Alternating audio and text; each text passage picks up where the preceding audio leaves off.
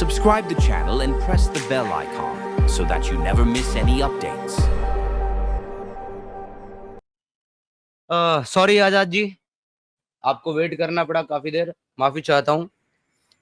Welcome, खुश आमदीद। कैसे हैं आप? जय हिंद। जय हिंद जी मैं ठीक हूँ। मैं बंदे की बातें सुन रहा था और आपकी टॉपिक देखा तो सोचा कि बड़ी खुशी की बात है कि ये टॉपिक अब आगे भी चलना चाहिए कि असल में लोगों को पता भी चले कि इस्लाम का मकसद क्या था। आज क्या है वो अलग बात है, क्या था शुरुआती इस्लाम, किस बुनियाद पर कायम हुआ, किसने कायम किया और उस वक्त किन लोगों को फायदा हुआ और आज भी किसको फायदा हो रहा है। जैसे ये बंदा बार बार कह रहा है ना कि ये अगर घड़ा गया है तो किसी को तो फायदा होना। तो भाई स्टार्ट से लेकर आज तक के अगर आप देखें तो फायदा किसको हो रहा है या नहीं हो रहा है आपको समझ में आएगा, नुकसान किसको हो रहा है। तो पहला नुकसान तो आप देख ले मुसलमानों को ही हो रहा है, लेकिन कुछ मुसलमान जो है उन्हें फायदा भी पहुंच रहा है, लेकिन वो फायदा बराए नाम है, छोटा छोटा फायदा है जिसपे वो खुश हो रहे हैं। जैसा कि अरबी मदरसा खोल ले, दो चार बच्चों की तशरीफ मारना किसी को मिल जा रहा है तो वो उसका फायदा है, कुछ माल पानी मिल जा रहा है तो वो दूसरे का फायदा है। लेकिन रियल फायदा और रियल नुकसान, इसके ऊपर आप नजर डालें। ये इतना अच्छा टॉपिक है, मैं समझता हूँ कि कई लोग इसमें मदद करने में शामिल हो गए, लेकिन बहुत से लोगों को समीर भाई मजा नहीं आएगा। लेकिन ये रियल बात है कि इस्लाम का मकसद क्या है। इस्लाम या ऊपर वाला या कुरान या मोहम्मद क्यों वजूद में आया। 360 मूर्तियां रखकर अमन और चैन से पूजा पाठ में लगे हुए लोगों को एक अल्लाह की तरफ बुलाने का मकसद क्या था, ऊपर वाले का नुकसान क्या हो रहा था।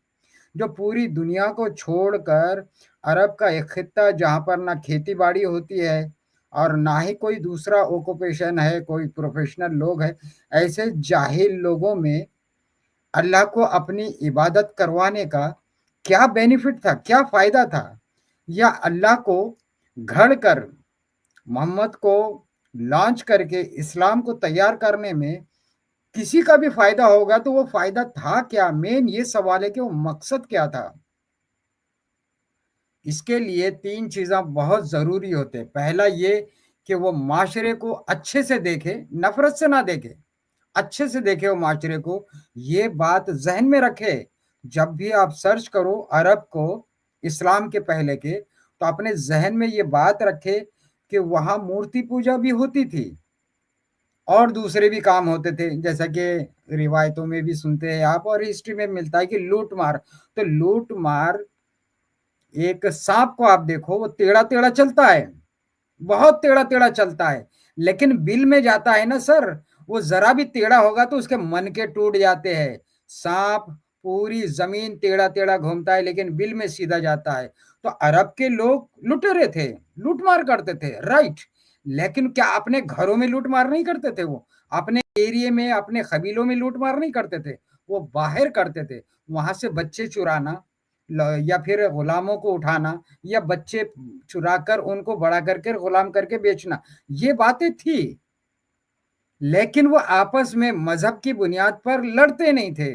तो खुदा को अगर उन पर रहम आया, ऊपर वाले को रहम आया, तो उसने उनकी वो बुराइयां छीनना था जो सचमुच एक माशरे में बुराइयां थे, लूट मार करना या जो भी करना है उनका। पूजा पाठ में तो उनकी कोई बुराई नहीं थी, एक दूसरे की मदद करते थे और काबे के पास पूजा के लिए जो लोग आते थे साल में एक बार, उनकी भी वो लोग मदद करते थे, इतनी अच्छाइयां उनमें थी। तो बुराइयों को छोड़कर ये अच्छाइयों को मिटाने का मकसद क्या था। कुछ तो होगा, किसी का तो फायदा होगा, इसके ऊपर हमको सोचना चाहिए। और इस पर जितना आप रिसर्च करेंगे, आज भी इस्लाम से वही लोग फायदा उठा रहे हैं जो इस्लाम बनाकर उस वक्त फायदा उठाए थे। उन क्रिश्चियनों ने अपना जो जाति दुश्मन था वो था पर्शिया और दूसरा दुश्मन था ज्यूस। आज भी यूरोप से जगह जगह से ज्यूस को उठाकर अरबों के सामने डाला गया कि हमने बनाए तुमको इसलिए कि आपस में तुम लड़ते रहो, और अच्छे से लड़ रहे हैं, लेकिन फायदा किसका हो रहा है। हथियार किसके बिक रहे हैं? और कहीं पर भी आज इस्लाम के जिहादियों को हायर करके अपना काम कौन निकाल रहा है? आपको शायद पता नहीं है, मुस्लिम के जितने ग्रुप है वैसे ही हिंदुइज्म में भी बहुत ग्रुप है, क्रिश्चियनों में भी ग्रुप है जो एक दूसरे को नफरत की निगाह से देखने वाले। ऐसे भी नफरत से देखते हैं कि आज यरूशलेम में एक चर्च है जिसमें दोनों ग्रुप के पास उस चर्च की चाबी नहीं है। दोनों एक दूसरे पे भरोसा नहीं करते हैं। ताला लगाते हैं तो ताला एक मुसलमान के पास चाबी रख देते हैं। जब भी कोई ग्रुप आएगा ईसाई का, वो चाबी लेगा, ताला खोलेगा चर्च का और अपना काम करेगा, इबादत करेगा, बाद में वापस चाबी उसको लॉक लगा के दे देगा। तो ये 2 ग्रुपों में से एक ग्रुप ने इस्लाम को लॉन्च किया था। लेकिन मकसद क्या था? वो मकसद देखने के लिए आपको पास्ट में जाना पड़ेगा, कुरान साथ में रखकर। बाद में इसमें अल्टरेशन हुआ, कुरान में बाद में अल्टरेशन हुआ, तब भी आज इतनी चीजें वहां मौजूद मिलेगी जो दर्शाती है कि इसका मकसद क्या था। सबसे पहले अरब में शायर जो होता है, शायरों का दर्जा बहुत बड़ा था। शायर खुदा के बाद माना जाता था, बादशाह भी उससे डरते थे शायरों से कि कहीं हमारे खिलाफ वो शायरी ना कर दे। और शायरों का इतना बड़ा रुतबा था कि चुनिंदा 7 शायरों का नाम मिलेगा समीर भाई। उन 7 जी। शायर मशहूर थे। उन्होंने जब भी कोई तो शेर काब बिन अशरफ भी उनमें से एक था ना? जी, तो जब भी कोई शायर अपना अच्छा कलाम लिखता था और लोग उसे पसंद करते, तो उस शेर को काबे के पास लटका दिया जाता था। उनमें सबसे पसंदीदा शायर का नाम है उम्रुल खैस। उम्रुल खैस की शायरी, उसके अगर शायरी आपको मिल जाए तो आपको सूरे रहमान में भी मिलेंगे उसकी शायरी, सूरे फुरकान में मिलेगी उसकी शायरी, और कुछ-कुछ जगहों पे मिलेंगे। ऐसा नहीं है कि कॉपी पेस्ट उम्रुल खैस की है कुरान, लेकिन शायरी उसमें मिलेगी। उम्रुल खैस इतना बड़ा शायर था कि ग्रीक में उसका स्टैच्यू बना हुआ था और वो स्टैच्यू कब तक रहा? 1200 ईस्वी तक रहा। बाद में वो स्टैच्यू आज भी कुछ ज़ाया नहीं हुआ। आज आपके टर्की में एक म्यूज़ियम में रखा हुआ है वो, उम्रुल खैस का स्टैच्यू। तो बात चल रही है कि इस्लाम का मकसद क्या था? इस्लाम का मकसद ये था कि रोम के लिए 2 लोगों से लड़ना है। एक पर्शिया से जिसकी जंग जारी थी और दूसरा ज्यूस। तो कुरान को आप जब भी देखेंगे, इस्लाम को जब भी देखेंगे, तो एक मुसलमान जो पैदा होने से लेके 90 साल 100 साल की जिंदगी मिली, पूरी जिंदगी में कभी किसी ज्यूस को देखता भी नहीं है, तब भी वो समझता है कि ये हमारा कट्टर दुश्मन है, क्योंकि इस्लाम को बनाया ही इस तरीके से कि इस्लाम को मानने वाला पूरी जिंदगी ज्यूस को अपना दुश्मन माने, भले उसके कितनी चीजें यूज कर ले। आज अगर काफिरों की और ज्यूस की टेक्नोलॉजी को मुसलमान अपने घरों से हटा दे, तो मैं समझता हूं पैजामे का नाड़ा भी उनके पास नहीं बचेगा, क्योंकि वो भी चाइना से आता है बन के। उनके पास लोटा रहेगा और वो ईंट रहेगी, ढेकले पत्थर के टुकड़े रहेंगे जिससे वो अपनी तशरीफ साफ करेंगे। कुछ नहीं है इनका, तब भी ये उनकी सारी चीज लेकर उनको दुश्मन मानते हैं, क्योंकि ये इस्लाम बनाया है इसलिए ताकि उन्हें मिटा सके। स्टार्ट में 2 एजेंटों के नाम मिलते हैं सर रोम के। एक एजेंट है सलमान बिन फारसी, जो पर्शिया में रहता था, रोम का एजेंट। दूसरा एजेंट है वर्खा बिन नाफिल, जो अरब यानी कि जी। पर्शियन गल्फ में रहता था, जो खुतेजा का भाई था। और इन लोगों को तलाश थी ऐसे आदमी की जिसके पीछे रोने वाला कोई ना हो और जो नफरतों में पला बड़ा है।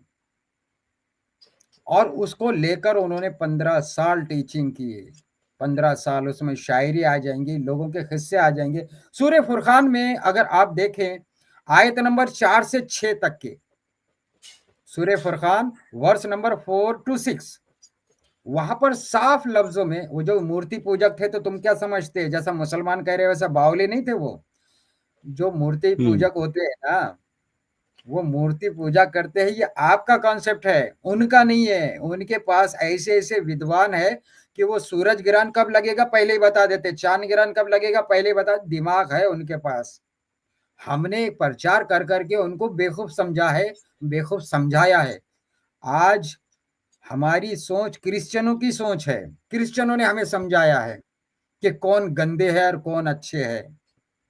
ये क्रिश्चियनों की देन है। और आज जो ये बंदा कह रहा है ना कि दलिता इस्लाम कबूल कर रहे हैं, 1800 की तारीख बता रहा है। भाई 1800 की तारीख किसने लिखा है? भारत के बारे में तारीख लिखने वाला अंग्रेज है, जिसने जाति प्रथा के ऊपर जितनी गलत बयानी करना थी कर दिया। और दलिता खुश हो गए, देखो हमारे लिए तो कोई बोलने वाला मसीहा पैदा होगा। अंबेडकर भी उठे 400 पेजेस की शिकायतें लेकर, माई बाप देखो हम पे जुल्म हो रहा है। भाई ये तुम पे जुल्म हो रहा था, ये तुम्हें किसने बताया? तुम्हारे पास कोई प्रूफ है? भाई दलितों, हाथ जोड़कर मैं तुमसे पूछता हूँ, तुम्हारे पास कोई प्रूफ है 3000 साल पुराना कि तुम्हारे साथ ये हुआ? या तुमने अंग्रेजों का सुनकर तुम भी चिल्लाना शुरू करोगे कि हमारे साथ ये हुआ था? तुम थे क्या? नहीं थे। आज जैसा आजाद मोहम्मद, जी, ये लोग आज भी ये दावा करते हैं। सॉरी, मैं इंटरप्ट कर रहा हूँ, आप अपनी बात पूरी कीजिए। बस एक बात रख रहा हूँ, पीछे छूट ना जाए। आज भी आप सुनेंगे अक्सर कुछ लोगों को कहते हुए कि भाई हमारे तो पूर्वजों को और हमारे आबादाद को तो इन लोगों ने पानी तक पीने नहीं दिया। जी देखिए, डिस्क्रिमिनेशन हुआ है, इस बात का इनकार हम नहीं करते।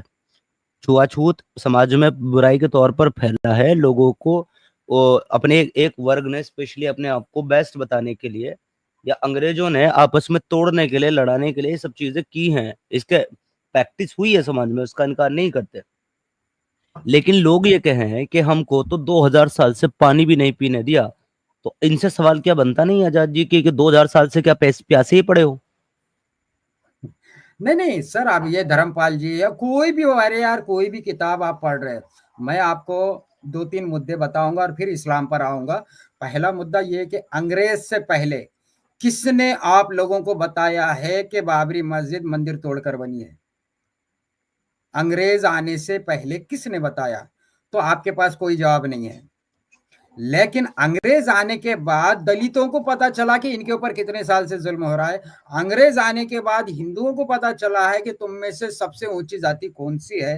अंग्रेज आने के बाद इनको पता चला है कि मुसलमानों ने क्या किया है। और जब हम अब ये छोड़ दिए ये बातों को, अभी इन्होंने बोला ब्रिज टेस्ट, ये अभी मैं गाली नहीं दूंगा आपके चैनल पर, मेरे चैनल पर होता तो गाली देके पूछता उसको। ये जो ब्रिज टैक्स की बात कर रहा है वो एक महान भारत के बारे में बात कर रहा है बेवकूफ। किसी मोहल्ले में कोई क्राइम होता है तो उसको पूरे देश पर जनरलाइज नहीं कर सकते। आज कोलकाता के किसी कॉलेज में किसी नर्स के साथ कुछ होता है, उसे हम क्राइम मानते हैं, उसे गलत मानते हैं, लेकिन इसका मतलब नहीं है पूरे देश के कॉलेजों में ये कल्चर चल रहा है। बेवकूफ, अगर सती प्रथा पे या ब्रिज टैक्स पे बात करता है तो एरिया भी बता के बात कर कि किसी एरिया में कुछ आदमी ने अपने पावर का गलत इस्तेमाल कर कोई क्राइम किया है, तो उसको क्राइम बोलना, उसको रिलीजन क्यों बोल रहा? वो कुछ ग्रंथों में लिखा है ब्रिज टैक्स, बुक टैक्स कोई क्रिश्चियन या कोई हिंदू किताबों में लिखा हुआ है क्या? अब किसी एरिया में किसी ने लगा दिया होगा, उसकी बदमाशी उसका क्राइम मानेंगे हम उसको। ये नहीं कि उसको जर्नलाइज कर ले पूरे भारत पर, वो भी अखंड भारत पर। सती प्रथा भी बिल्कुल। किसी जगह पर हो रही होंगी, किस वजह से हो रही होंगी वो अलग इश्यू है, लेकिन क्या किताबों से हो रही थी? वो कौन से स्क्रिप्चर में है? जो ऑथेंटिक स्क्रिप्चर है उसमें नहीं है। तो चलिए इस्लाम पर आते हैं कि मुसलमानों को क्रिश्चियनों ने बताने से पहले ये पता ही नहीं था कि मोजेस भी कोई नबी था। क्रिश्चियनों ने बताने से पहले इन्हें पता ही नहीं था कि असहाबे कैफ जैसा वाकया भी कोई हुआ था, वो भी किस्सा गो ने बताया है। तो क्रिश्चियनों ने पर्शिया को तोड़ने के लिए पर्शियन गल्फ में एक बागी ग्रुप तैयार किया, जैसा कि भारत को तोड़ने के लिए खालिस्तान ग्रुप की कोई मदद कर रहा है आज। उसी तरह से पर्शियन गल्फ में मोहम्मद को एक हीरो बनाकर वहां एक ग्रुप बनाया गया। वो मक्का और मदीना जिसे आप कहते हैं, वो पर्शिया का खालिस्तान। वहां बगावतें कराई गई। वहां पर अबू सुफियान एक सरदार था जो पहले तो बिल्कुल नहीं माना और पर्शिया के साथ वफादारी से रहा, लेकिन बाद में उसके समझ में आया कि फ्यूचर क्या बनने वाला है, क्योंकि पर्शिया के अंदर भी महिलात की जो सियासत है उसमें ऐसी रस्साकशी चल रही थी और इनके गलत कारणों की वजह से अबू सुफियान के समझ में आ गया कि यार पर्शिया को छोड़ना ही बेहतर है, पर्शिया को तोड़ना ही बेहतर है। मैं ये नहीं करता हूँ कि पर्शिया की जो महिलात है वो दूध के धुले थे, वहां भी गलतियां हो रही थे, अंदर गलतियां हो रहे थे, ठहरकपन वहां इतना बढ़ गया था। तो ये लोगों ने मशवरा करे, फिर कंप्रोमाइज हुआ, और कंप्रोमाइज होने के बाद वो जंगे खैबर की आप बात कर रहे थे, तो ये जो इस्लाम है रोम ने तैयार किया, और तैयार करने के बाद उनको कितना सपोर्ट किया, मिलिट्री ट्रेनिंग किससे दी, सब मिलेगा आपको हिस्ट्री में। और उस जी वक्त बेनिफिट रोम को हुआ था, लेकिन बाद में ये लोग मिल गए, और ये लोग मिलने के बाद पर्शिया के जो लोग हैं इतने खतरनाक है कि आज भी कुछ लोग समझ रहे हैं कि इसराइल और ईरान की जंग चल रही है। भाइयों होश के नाखून लो, इसराइल और ईरान इस्लाम पैदा होने के पहले से दोस्त है, और इस्लाम बर्बाद होने तक दोस्त रहेंगे, ये बात लिख ले। क्योंकि जैसी पर्शिया टूट गया, पर्शिया के कुछ लोग बिखर गए दुनिया में, जिन्हें पारसी कहते हैं, उन्होंने इससे नाता तोड़ दिया, ये झंझट से हट गए। लेकिन जो नहीं हटे उन्हें शिया कहते हैं। अब शियाओं का काम है कि मुसलमानों में घुसे, मुसलमानों के दोस्त बने, मुसलमानों के दुश्मन को दुश्मनी निभाते हुए नजर आते रहे, और उनका सपोर्ट करते रहे, और मुसलमानों का नुकसान करते रहे। ये अटल बात है, अटल बात है। ज्यूज और पर्शियन या ईरानियन कभी भी एक दूसरे के रियल दुश्मन नहीं होंगे। आज तो है भी भारत आजाद जी, वो आज भी नहीं है, बस ये आज भी जो नहीं है है और आगे भी नहीं ये रहेंगे। लोगों को बेवकूफ बनाने की सब स्ट्रेटेजी है, और जी, कुछ तो नहीं। आज जैसा भारत में लड़ाई चल रही है, आज भारत के अंदर दलित अगर कलमा पढ़ता है या फिर मेरा यीशु करता है, इसके पीछे मुसलमानों की उतनी मेहनत नहीं है जितनी मेहनत इन लोगों की है। क्योंकि देखो, क्रिश्चियनों का फायदा, मेरा यीशु कह दे अगर दलित, तब भी क्रिश्चियनों का फायदा है। अल्लाह अकबर कह दे तब भी क्रिश्चियनों का फायदा है। क्योंकि जो भी कन्वर्ट होगा, अल्लाह अकबर करके कन्वर्ट होगा, तो वो उनके लिए फौजी बनेगा, उन्हें हायर करेंगे, और रशिया जैसे चाइना जैसे लोगों से लड़ने के लिए उनको फौज की और मैन पावर की जरूरत है, वो अल्लाह अकबर बोलने वाले बन जाएंगे। और जो नहीं बनते अल्लाह अकबर बोलने वाले, वो मेरा यीशु बोलने वाले बन जाएंगे। दोनों तरफ से उसी का फायदा, चित भी उसका है, पट भी उसका है। और ये बात जब तक नहीं समझेंगे, भारत के सनातनियों का फ्यूचर डार्क है। जब तक रियलिटी को नहीं समझेंगे, भारत के सनातनियों का कोई फ्यूचर नहीं। तो इस्लाम का मकसद था क्रिश्चियनिटी को बचाना। इस्लाम का आज भी, इस्लाम का बेनिफिट सिर्फ क्रिश्चियन उठा रहे हैं। कितने भी मुल्क की आप हिस्ट्री उठाकर देख लो, इस्लाम को लेकर किसको फायदा हो रहा है? तो इस्लाम एक ऐसा मजहब है जो मुस्लिम अमीरों की मदद करता है। इस्लाम एक ऐसा मजहब है जो गरीबों को अपना हक हासिल करने से रोकता है, उनका ब्रेन वॉश करता है कि तुम गरीब हो क्योंकि तुम्हारी तकदीर में लिखा है कि अल्लाह ने इतना ही लिखा, तुमको इससे ज्यादा नहीं मिलेगा, तुम अपना हक लेने के लिए बगावत मत करो। इस्लाम ऐसी तरीके से ये मजहब बनाया गया है कि तुम्हें पेमेंट कम मिलेगी, लेकिन तुम काम हमारा करोगे। बदले में क्या? मूवी है एक, इंडियन मूवी है, उसका एक गाना है राजेश खन्ना का, उसमें वो जो गाना है, नाच मेरी बुलबुल तुझे पैसा मिलेगा, लेकिन कब मिलेगा उसकी डेट नहीं दी हुई है, उसका टाइम नहीं दिया हुआ है। उसी तरह लड़ मेरे मोमिन तुझे हूर मिलेगी, कब मिलेगी? मरने के बाद। कब मरेगा पता नहीं, क़यामत कब आएंगी पता नहीं, रूह क्या है पता नहीं, बिना रूह के वो हूर का क्या करेगा पता नहीं, हूर को सुराख है क्या पता नहीं, हूर को बच्चे होंगे क्या पता नहीं। तो फिर ये नाचने क्यों लगा रहे? क्योंकि इनका फायदा है। तो ये लोग कम कीमत पर फौजी हासिल करना है और उनको अपने मफाद के लिए यूज करना है। ये इस्लाम एक ऐसा मजहब है कि अगर हाकिम बैठा है तो उसकी हुकूमत को बचाने के लिए इस्लाम मदद करता है, और गरीब अगर बगावत करने के लिए उठे तो उनकी बगावत को कुचलने के लिए इस्लाम मदद करता है, और उनके काम आने के लिए जन्नत और जहन्नुम, जन्नत की लालच, जहन्नुम का खौफ दिलाकर कम कीमत में इनके लिए फौजी मुहैया करता है। उसका नाम इस्लाम है। इस्लाम से बेनिफिट बिल्कुल किसको? इसके बारे में बिल्कुल आजाद जी। बहुत स्ट्रीम बनेंगे हमारे इस पे।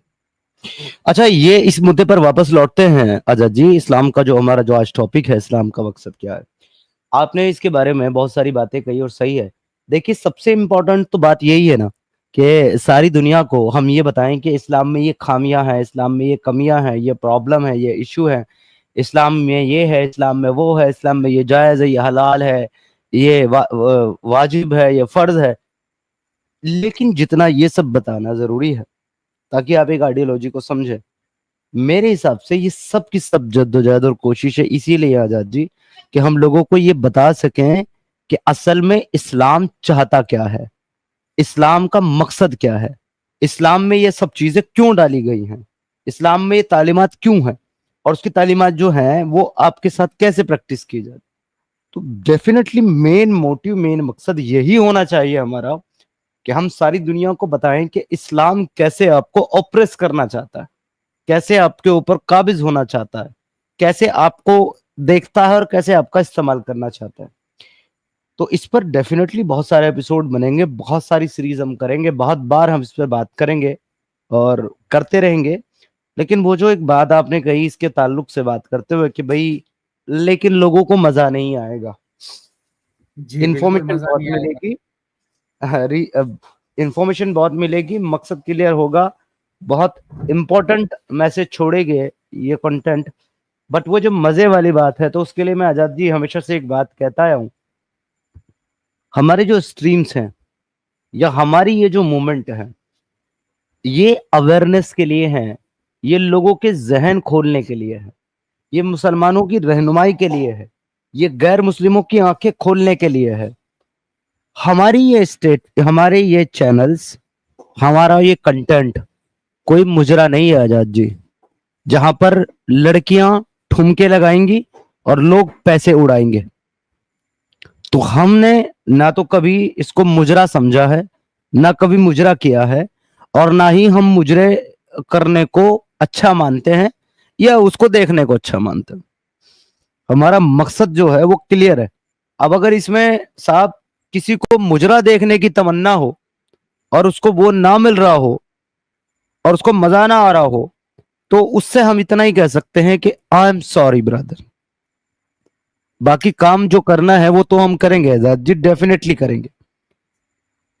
और भी बहुत सारी चीजें आपने बड़ी काम की, मुझे उन पे थोड़ी थोड़ी सी बात करनी थी, लेकिन चले साथ बात नहीं, करते नहीं, रहेंगे, देखो आगे बढ़ेंगे। आज मैं समीर भाई, आज मैं सरल इसलिए बोल रहा हूँ क्योंकि पहली बार आपके स्ट्रीम पर ये टॉपिक मिला मेरे को, तो मैं पूरा एक साथ बोलता चला गया, लेकिन सारे पॉइंट मेरे पास है। मैं एक एक पॉइंट पर आपको 2-2 घंटे की स्ट्रीम की दावत देता हूँ और साथ में मैं हेल्प भी करूंगा, कुछ रेफरेंस भी दूंगा, इमरुल खैस की शायरी भी आपको भेजूंगा कि वो शायर कौन था और क्या शायरी बोला और कौन से सूरे में कौन सी आयत में उसकी शायरी को मेंशन किया गया है।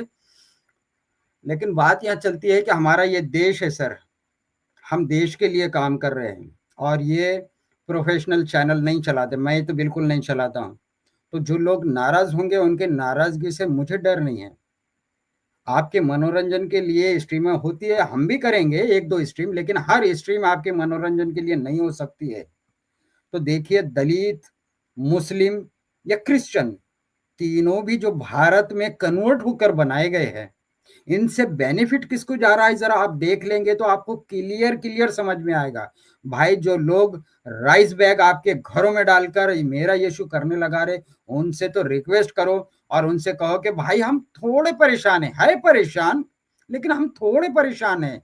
लेकिन जो मेरा यीशु बोलते हैं ना, वो पाकिस्तान में रह रहे, वो हमसे ज्यादा परेशान है। भाई आप इतने पैसे वाले हैं ना, उनकी हेल्प करो, हमारे स्ट्रीमों में नहीं। हमारे व्हाट्सएप से जो लोग जुड़े हैं ना, उन्होंने जो रियलिटी बताते हैं पाकिस्तान के क्रिश्चियनों की, वो बहुत दुख भरी है। तो आप प्लीज इतना सारा पैसा वहां खर्च करके पहले उनको वेल सेटल करो, या नहीं तो उनको यहाँ पर लेके आओ, फिर उनको और हमको साथ में हेल्प कर लेना। ये क्या बात हुई भाई कि क्रिश्चियन वहां मर रहा है, नालियां साफ करने के लिए उसे रोक रखा है, पासपोर्ट नहीं दे रहे और आप इधर चावल बांट रहे। ये नाइंसाफी। तुम्हारा यीशु तुमसे पूछेगा कि पाकिस्तान के ईसाइयों की तो पहले मदद करो, बाद में दूसरों को ईसाई बनाओ।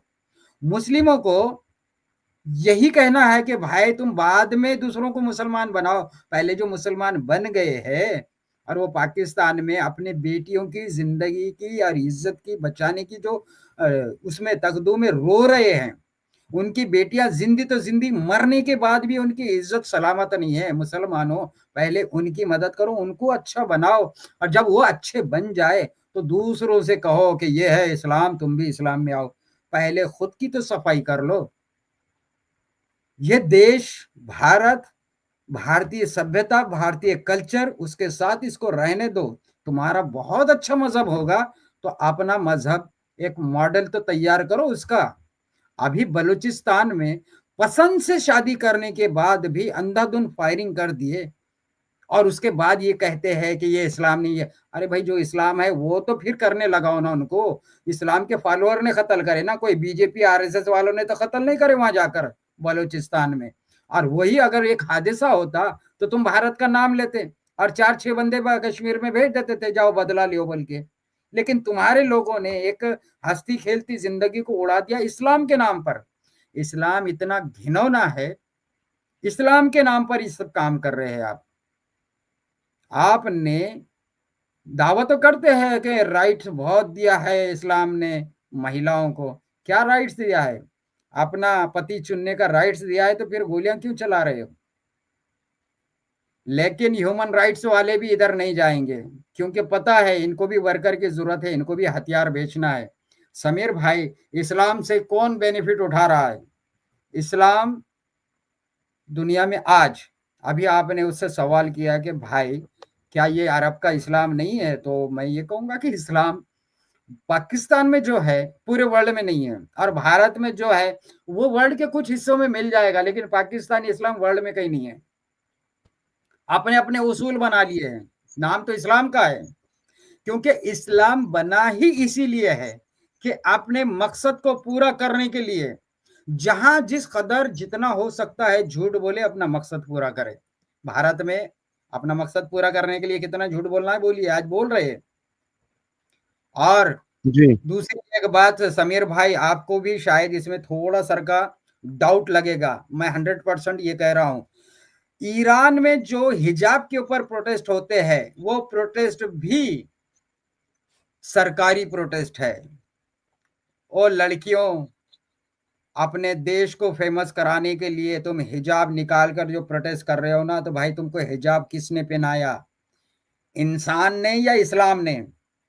तो जिसने तुम्हें हिजाब पहनाया है उसको ही नेगलेक्ट करो, उसको ही रिजेक्ट करो, उसका नाम इस्लाम है।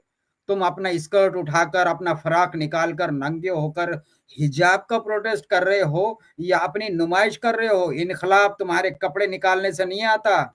वो गांधी की तो एक कहावत है कि वो नंगा भूखा बैठकर अंग्रेजों को हकाला है। तुम इस्लाम को हकालना चाहते हो तो कपड़े मत निकालो और पूरे कपड़े मत ढाको। ये जो शिया है ना, ये इस्लाम को क्यों रिजेक्ट नहीं करते भाई? क्यों हिजाब को ही रिजेक्ट करते? क्योंकि इनको अट्रैक्शन भी होना है, इस्लाम में भी रहना है और इस्लाम को भी तोड़ना है। ये इनकी मजबूरी है। बहुत से लोग खुश हो गए थे एक लड़की के कत्ल के बाद। कुछ लड़कियों ने अपने कपड़े निकाल दिए थे, अपने बूब से दिखा रहे थे। लोगों को तो मजा आता है, वो तो वाह वाह करेंगे। लेकिन ये अलतकिया करने वाले, ये ईरानी, ये ज्यूस के दोस्त है। हम भी खुश है भाई, तुम दोनों, तुम्हारे साथ तो बुरा हुआ है, ये जो ईरान है इनके साथ बुरा हुआ है, करने वाले मुसलमान थे, हम भी मानते हैं इसको। लेकिन आप दूसरों को जो यूज कर रहे हैं ना, भारत को एक कटघरे में खड़ा कर देते कि बोलो आप किधर जा रहे, तुम इसराइल तरफ जा रहे या ईरान तरफ जा रहे? भाई किधर भी जाओ एक ही पढ़ रहा हूं, मुसलमानों के दुश्मन है दोनों भी। लेकिन हम तो यही कहेंगे कि इसराइल खुद की जमीन के लिए यहाँ लड़ रहा था, फलस्तीन आए, इनको निकाले फुकट में, बिना पैसे दिए के अपने घरों को उनके छीना गया। लेकिन ज्यूज आए तो खरीद कर उनसे घर लिए, मुंह मांगा दाम देकर उनसे घर लिए हुए है। खैर ये अलग चर्चा हो जाएगी। इस्लाम से बेनिफिट किसको है? लेकिन आजाद जी, क्या ये लोग डिजर्व नहीं करते थे इस बात को कि इनके साथ यही किया जाए? ये धोखा देने वाली कौम जो लोगों के सरों की खुशबू सूंघने के नाम पर लोगों का गला दबा करके उनकी गर्दनें काट दिया करती है, क्या ये कौम ये डिजर्व नहीं करती कि इनके ऊपर जो है वो पर्सिया यानी कि ईरान जैसा कोई एक मुसल्लत हो जो इनको सामने से ये एहसास कराए कि हम तुम्हारे दोस्त हैं, लेकिन वो इन्हीं की जड़ें काटता रहे। क्या ये जरूरी नहीं था? डिजर्व नहीं करती है कौम? जी, तो अब आइए इनकी कहानियों की तरफ, जो इनके साथ आपकी बहस चल रही थी बनु खुरेजा के बारे में, कि दो भाई बनु खुरेजा ने मुसलमानों के साथ कोई गद्दारी नहीं की। आप बायोग्राफी देख लो, जंग खंदक की बात चल रही है, तो जंग खंदक खंदक खोदने का काम भी जो शुरू हुआ था, वो पर्शियन एजेंट जो था सलमान फारसी, उसके कहने पर खंदक खोदी जा रही थी। एक तरफ से खंदक खोदी जा रही थी, दूसरी तरफ पहाड़ी इलाका था, और उधर बनु खरेजा की तरफ से यानी यहूदियों की तरफ से कोई खतरा नहीं था, मायदा हो चुका था। और वहां पर वो लेडीज को रखा गया था और एक आदमी को रखा गया था। समीर भाई अगर नोट आजाद जी थोड़ा सा करेक्शन, आजाद जी थोड़ा सा करेक्शन माफी के साथ। देखिए, जो जिसको मुआहदा कहते हैं कि जू और मुसलमानों के बीच में मदीना के अंदर मुआहदा था, तो देखिए किसी तरह का कोई मुआहदा नहीं था उनके बीच में। जिसको कहते हैं कि मुआहदा तोड़ा, कोई मुआहदा तोड़ा नहीं, क्योंकि कोई मुआहदा था ही नहीं। आजाद जी क्या था ओके, फिर? लेकिन मैं बता रहा हूँ एक्चुअली क्या था। आजाद जी 2 मिनट बस। जो था वो था कॉन्स्टिट्यूशन ऑफ मदीना, यस, मती के मदीना, यानी कि मोहम्मद ने मदीना को अपने कब्जे में लेने के बाद वहां पर एक कॉन्स्टिट्यूशन बनाया जिसको कॉन्स्टिट्यूशन ऑफ मदीना कहा गया। उस कॉन्स्टिट्यूशन में यह लिखा हुआ था कि मदीना का हर एक बाशिंदा और हर एक शहरी और हर एक आवाम, वो जब भी मदीना के ऊपर कोई अटैक करेगा तो वो मदीना की तरफ से लड़ेगा। एक चीज, हम मिलकर के मदीना के दुश्मनों के साथ जो है लड़ाई करेंगे, और कोई भी बाहरी आदमियों के लोगों के साथ सपोर्ट नहीं करेगा जो मदीना के ऊपर अटैक करने आएंगे। तो साहब ये कॉन्स्टिट्यूशन ऑफ मदीना जो बनाया मोहम्मद ने बनाया, ये कोई मुआहदा नहीं था उनके लिए। तो आपका कानून जो है, जो आपने बनाया है एज अ मतलब खलीफा के तौर पर, एज अ हुक्मरान के तौर पर, उसकी खिलाफ वर्जी साहब किसी ने नहीं की। क्योंकि ये सिर्फ दावा करते हैं मोहम्मद को पत्थर गिरा करके मारने की कोशिश की गई, और नहीं भाई, मोहम्मद ने ख्वाब में देखा मेरे पर कोई पत्थर गिरा करके मुझे मार रहा है। ऐसा हकीकत में हुआ ही नहीं कि उनके ऊपर पत्थर गिरा करके मारने की कोशिश की गई हो। ये सब आजादी इनकी बनाई हुई बातें हैं। समीर भाई, जब आप मुस्लिम से डिबेट करो, उनकी किताब लो और उनकी बायोग्राफी से उनको डिबेट करो, देखो जब खंदकें खोदी जा रही है, लोग यहाँ काम पर लगे हैं, तो महिलाओं के पास एक आदमी रखा गया था, उसका नाम था एहसान बिन साबित। एहसान बिन साबित लड़ाई झगड़े में महारत नहीं रखता था, बल्कि डर था। ये डरपोक मुसलमान साहबी का नाम है एहसान बिन साबित। उनको महिलाओं के साथ रखा गया था कि तुम भी यहाँ रहो, और वो शायर था, इस्लामिक शायर, तो शेर शायरी यहाँ करते रहो और महिलाओं का एंटरटेनमेंट करते रहो। सफिया नाम की और एक महिला है जो रिश्ते में मोहम्मद की फुप्पू लगती है। उस सफिया ने एक आदमी को देखा जो ज्यूस से था, और वो उधर गुजर रहा था उधर से। तो एक महिला की ये सोच थी, मुस्लिम महिला की ये सोच थी कि एहसान बिन साबित, मुझे लगता है ये जासूस है और ये देखने आया है, इधर से अटैक होता है ही नहीं। जबकि उस आदमी ने ऐसा कुछ नहीं किया था। तो एहसान से कहती है वो कि एहसान जाओ उसको मारो। एहसान कहता है कि मैं उसको नहीं मारता। तो ये कहती है कि नहीं उसको मारो, और बाद में जब नहीं मार रहे तो इन्हों ही गए, और वो लकड़ी थी, खूंटा जिसे कहते हैं जिसपे जानवर बांधते, वो उठाकर उसने पीछे से उसके सर में मारा, उस ज्यूस के, उसको मार डाला। और नबी से ये कहा गया कि ये जासूसी कर रहा था, ये ज्यूस जासूसी कर रहा था, और वहां ये इल्जाम लगता है कि ये लोग गद्दार है। ना उनकी गद्दारी कोई साबित कर सकता है, ना ही उनसे कोई नुकसान इनको साबित कर सकता है। मैं तो आज भी कह रहा हूं कि ज्यूज अगर सचमुच काफिर मक्का से मिल जाते और गद्दारी करते, तो मोहम्मद और मोहम्मद के फॉलोअर्स दवा के लिए एक भी नहीं मिलते। लेकिन ऐसा नहीं हुआ। दूसरी बात, बनु खुरैज़ा पे हमला करने का जो रीजन है वो ये है कि इनके पास रिपोर्टिंग आ रही थी कि वो बड़े माल वाले हैं, खेती बाड़ी है, प्रॉपर्टीज है और खूबसूरत महिलाएं हैं। लेकिन वो बात आई गई हो गई थी।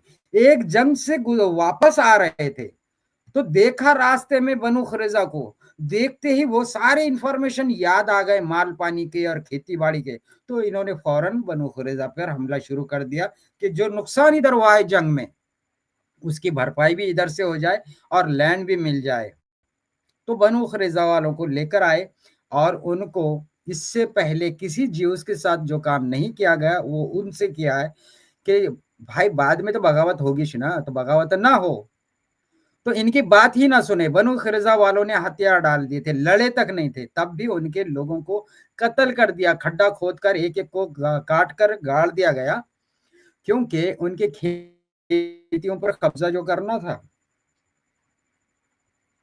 उनकी माल और उनकी महिलाओं को देखकर तो वो जंग भी थी बनु खुरैजा की। कोई बनु खुरैजा ने इनके साथ गद्दारी नहीं की थी। सारी इंफॉर्मेशन जिब्राइल ने भी नहीं दी, जिब्राइल ने भी इनको इंफॉर्मेशन नहीं दी कि भाई बनु खुरैजा वाले तुम्हारे साथ गद्दारी करने वाले। ये बस ये बायोग्राफी में मिलता है, प्रूफ यही दे सकते हैं आप उनको कि सफिया को कैसे पता चला कि वो जासूसी कर रही आया था और उससे पहले ज्यूज ने कभी इनको नुकसान भी नहीं पहुंचाया।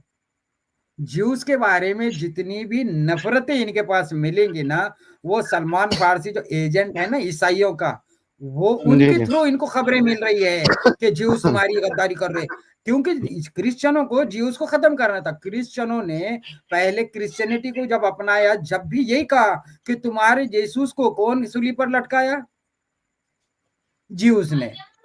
इस्लाम आने से पहले ये दो कैरेक्टर जो है आजाद जी, एक सलमान फारसी और एक वर्का बिन नौफल, ये दोनों के दोनों जो है वो तौरा के माहिरीन में से हैं।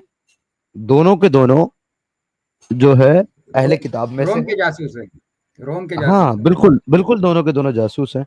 आप ये देखिए कि खदीजा जो कि एक मालिक है, एक मालदार लेडी है, उसको एक यतीम गुलाम, एक नौकर के अंदर ऐसा क्या नजर आ जाता है अचानक कि वो अपने बाप को झूठ बोल करके उसको नशे में शराब पिला करके और शादी कर लेती है धोखे से। और उसका जो भाई है वर्का बिन नौफल, वो ऐलान कर देता है, यहां तक कि उससे पहले खदीजा ही ऐलान कर देती है कि आपके पास जो आया था वो कोई शैतान नहीं बल्कि फरिश्ता था। और वर्का बिन नौफल तो नबूवत का ताज पहना देता है मोहम्मद को। ये सब चीजें जब आप देखेंगे और उन पर गौर करेंगे, आपको समझ में आ जाएगा एक पूरी प्लानिंग के तहत खदीजा ने मोहम्मद से शादी करी, उसको बाकायदा वर्का बिन नौफल से मिलवाया और उसको ये साबित किया कि भाई तू नबी है, क्योंकि उसके उन हालात से बहुत अच्छी तरीके से वर्का बिन नौफल और खदीजा दोनों वाकिफ थे कि इसकी मेंटल सिचुएशन और हेल्थ क्या है, ये क्या क्या फेस करके आया है जिंदगी में, क्या क्या इसको चीजें होती है। आज किसको आवाज नहीं आ रही सर? आपका नेटवर्क ठीक करे, समीर भाई की आवाज मुझे साफ आ रही है। अभी ये स्क्रीन शेयर करे, अमेरिका में, यूएस में जितने लोग सर्च कर रहे हैं उन लोगों की हाल क्या है, ये स्क्रीन शेयर करे, बहुत पुरानी न्यूज़ है। जी मैंने शेयर किया है। आएगा।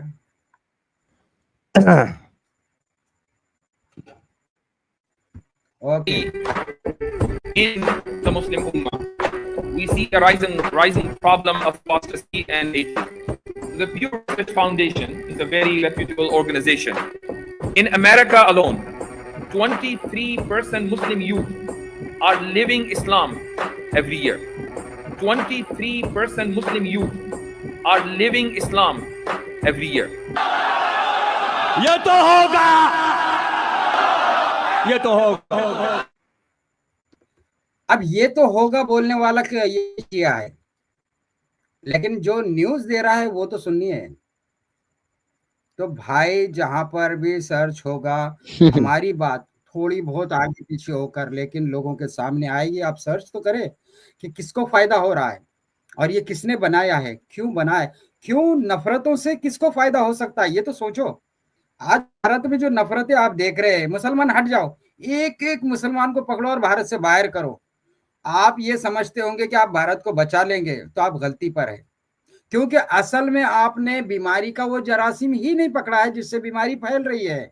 आपके सामने एक चीज है, मुसलमान मुसलमान मुसलमान नहीं है। आपकी परेशानी इस्लाम है, क्योंकि जिसे आप मुसलमान समझ रहे हो वो आपके ही अंदर के लोग हैं, लेकिन जो इस्लाम है वो किसी की देन है। उसके बाद जैसे आप इस्लाम मुसलमानों को हटा दो, अब भारत में देखो क्या रहेगा। भारत में फिर भी प्रोटेस्ट रहेंगे, भारत में शिकायतें रहेंगे, तुमने हमको 3000 साल पहले से सताया। कौन बोला ये? किसने लिखा ये? किसने बताया आपको? ये इस पर ध्यान दो। तो जिसने आपको ये चीज बताई है उसी ने इन लोगों को वो चीज बताई है कि तुम दुनिया में सबसे बेहतरीन उम्मत हो, जो लोगों की भलाई के लिए बनाई गई हो। ये कुरान की जो ब्रेन वॉशिंग है, ये भी किसी एक आदमी का काम नहीं है, बल्कि एक फाउंडेशन, एक संस्था, जिन्होंने चुन चुन कर ऐसी ऐसी चीजें इसमें डाली है। बाद में इसका तहरीफ जिसे कहेंगे, कुरान में बाद में भी मिलावट हुई, लेकिन स्टार्ट में जिन लोगों ने बनाया है उनकी मेंटेलिटी, उनकी साइकोलॉजी देखते हुए उनको हायर किया गया है किसी के अगेंस्ट। वहां तो भारत का नामो निशान भी नहीं था, मैं पहले बता दूं, क्योंकि वहां साफ लफ्जों में कुरान में है कि ये किताब अरबी में नाजिल की गई ताकि आप आसपास के लोगों को समझाए। लेकिन ये फैल गई है, पूरे वर्ल्ड में फैल गई है। उन्होंने जब ताकत पकड़े तो उन्होंने रोम को भी घसीट दिया और पूरी दुनिया में फैल गई है। तब भी इसको वो यूज कर रहे हैं, आज भी यूज कर रहे हैं और अच्छे से यूज कर रहे हैं। तो कुरान में जितनी भी आपको वर्ड्स मिलेंगी, अभी तो बहुत सी हटा दी गई है, लेकिन उसके बावजूद भी अभी बाकी है और अब हटेंगी नहीं, कभी नहीं हटेंगी। 2000 ये 1924 के बाद से तो हटने का सवाल ही नहीं, एक और भी नहीं हट सकता। अब प्रिंटेड जब हो गई, खत्म होगा। तो आज भी आप देखेंगे ये जिसने भी बनाया है वो कैसा उसको उसका फायदा कैसा ले रहा है। मेरा यीशु कम मत समझो इसको। कुरान जो बना सकता है ये जो कायरो उसका एडिशन की हमने बात की है 1924 में, ये जी इस तक वो कई बार जो है वो इसको अंदर तहरीफ कर चुके, तब्दील कर चुके इसको। लेकिन कायरो एडिशन जो लास्ट में आया है 1924 में, ये आजाद जी पूरा का पूरा चेंजिंग मोमेंट है। इन्होंने कुरान अच्छा, को इसमें इस चेंज तरीके से इसमें भी बदला। क्रिश्चियन मिलेगा। कायरो हाँ की बिल्कुल जो मिलेगा। अभी जो प्रिंट है इसमें भी क्रिश्चियन है। देखिए, अब बहुत से लोग इस बात से मुत्तफिक नहीं होंगे, लेकिन ये रियलिटी है आजाद जी कि आज जो इस्लाम की प्रॉब्लम सारी दुनिया फेस कर रही है, उसके सबसे बड़े अपोज करने वाली अगर कोई एक कौम है तो वो क्रिश्चियन है। उसको सबसे ज्यादा चैलेंज करने वाली उस अकीदे को अगर कोई कौम है वो क्रिश्चियन है। मगर अफसोस की बात यह है आजाद जी कि उस अकीदे को पैदा करने वाला भी क्रिश्चियन है, सेम।